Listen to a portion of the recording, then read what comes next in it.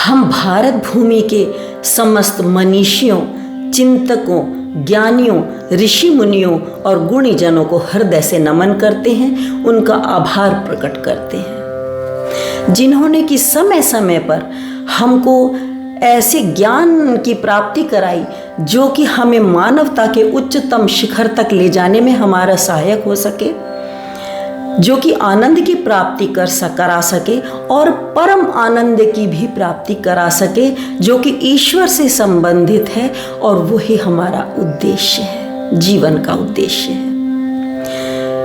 इस समय हम संगीत के विषय में चर्चा करते हैं। संगीत विद्या भी है, ज्ञान भी है और साधना भी है। संगीत के विभिन्न आयाम हैं। एक आयाम है संगीत का जब हम लोक संगीत की प्रस्तुति करते हैं, जिसमें कि हमारा सारा समाज सम्मिलित होता है। अनेकों अनेक पर्व त्योहारों पर, फसल के आने पर या शादी विवाह के शुभ मुहूर्त में संगीत प्रस्तुत किया जाता है, जिससे हमारा सारा समाज आह्लादित होता है और उसमें शब्दों का चयन उस अवसर के अनुसार ही शब्दों का चयन किया जाता है। इसके अतिरिक्त साधक जब थोड़ा शास्त्रीय संगीत की ओर साधना करता है तो उस लोक संगीत को सुगम संगीत बना देता है और वो उसमें साधना करके जन साधारण को सुनाता है, लोगों को सुनाता है, और उसमें लोक संगीत और शास्त्रीय संगीत का सम्मिलन होके वो और मधुरता और भावाभिव्यक्ति उसमें अधिक आ जाती है।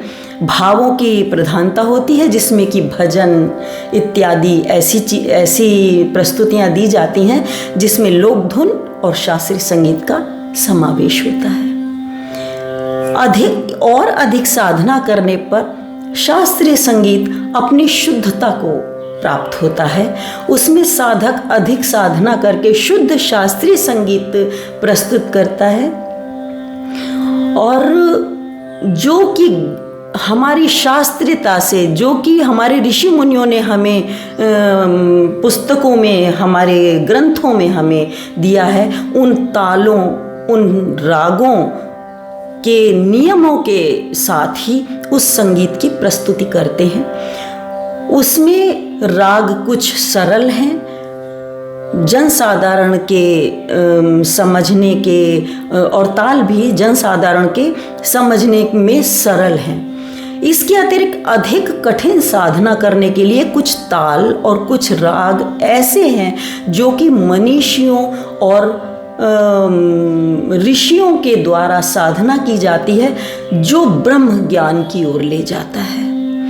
ऐसा संगीत भी है जो कि ब्रह्म ज्ञान की ओर ले जाता है, जिसको ऋषि मुनि करते हैं और वो परम आनंद की प्राप्ति कराता है। बहुत सा संगीत हमारी साधनाओं में, हमारे ग्रंथों में लुप्त हो गया है, या ये कहा जा सकता है कि हम जनसाधारण उस संगीत से दूर हो गए हैं। अभी भी, आज भी कहीं ऋषि मुनि किसी कंदराओं में, किसी हिमालय के पर्वतों पर या किसी अनजान जगह पर ऐसी साधनाएं करते होंगे जो ब्रह्म ज्ञान के निकट होगा या ब्रह्म ज्ञान की प्राप्ति कराता होगा। इस तरह से ये कहा जा सकता है कि संगीत हर आयाम पर, हर पग पग पर हमें आनंद देता है, सुखदता देता है, हमारे समाज को जोड़ता है, आनंद की प्राप्ति कराता है, परम आनंद और ब्रह्म ज्ञान की प्राप्ति कराता है। इस संगीत में हम अपने आप को सतत साधना में लीन कर सकते हैं और अनंतता की प्राप्ति कर सकते हैं।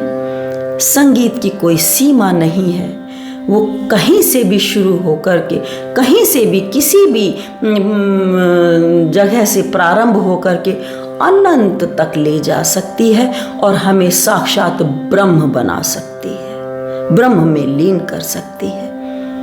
ऐसे संगीत को हम नमन करते हैं, प्रणाम करते हैं और सतत साधना की इच्छा करते हैं, सतत साधना की प्रयत्न करते हैं। आप सभी को प्रणाम है, कोटि कोटि नमन।